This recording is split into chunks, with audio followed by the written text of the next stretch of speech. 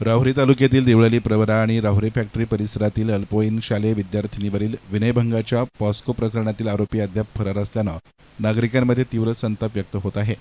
गुन्हा दाखल होऊन 10 दिवसांहून अधिक कालावधी उलटूनही आरोपीला अटक न झाल्याच्या निषेधार्थ सर्वपक्षीय राजकीय पक्ष, सामाजिक संघटना आणि नागरिकांनी राहुरी पोलिसांकडे तातडीनं कारवाईची मागणी केली।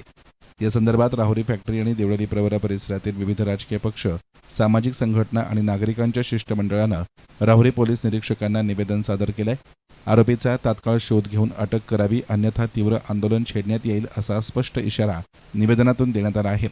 गंभीर स्वरूपाच्या या प्रकरणातील आरोपी अद्याप मोकाट असल्यानं पीडित मुलगी आणि तिचे कुटुंबीय मानसिक तणावाखाली असून महिला, पालक आणि नागरिकांमध्ये भीतीचं वातावरण निर्माण झाल्याचा आरोप करण्यात आलाय।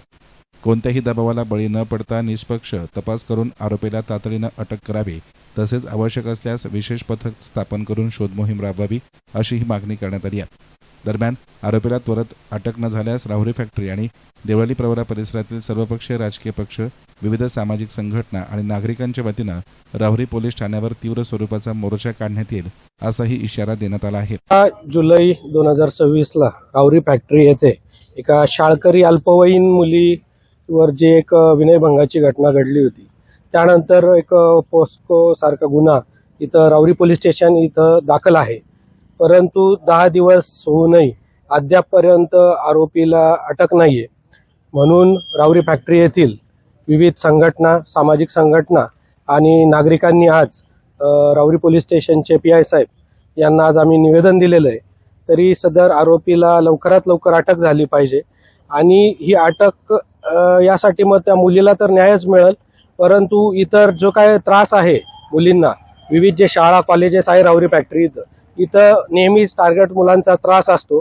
शाळा कॉलेजेस सुटायच्या वेळेस हे टार्गेट मुलं त्या गेटवर इतर ठिकाणी असतात आणि यांच्यावर पण वचक बसण्यासाठी ही अटक महत्त्वाची आहे। जेणेकरून आम्ही आता सगळ्या संघटनांनी, मी शिवसेना शिंदे गटाकडून व इतर सर्व जे काय आमच्या संघटना असतील राहुरी फॅक्टरीच्या आणि नागरिक, त्यांच्यात आम्ही निवेदन दिलेलं आहे।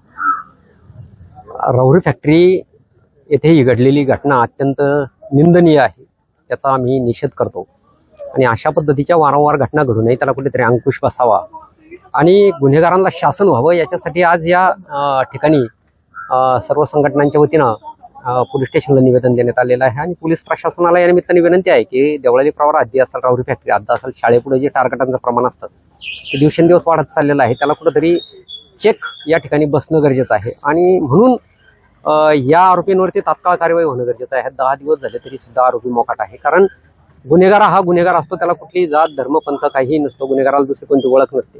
गुन्हेगाराला कठोर शासन व्हावं अशा पद्धतीची या निमित्ताने आम्ही मागणी करतो। धन्यवाद। या निवेदनावर शिवसेना नेते प्रशांत मुसमाडे, प्रहार संघटनेचे आप्पासाहेब ढोस यांच्यासह विविध सामाजिक संघटनांचे पदाधिकारी आणि अनेक नागरिकांच्या स्वाक्षऱ्या आहेत। आता या प्रकरणात पोलीस प्रशासन कोणती कारवाई करते याकडे संपूर्ण तालुक्याचं लक्ष लागलंय। यसन मीडियासाठी प्रतिनिधी गोविंद फुनगे, राहुरी।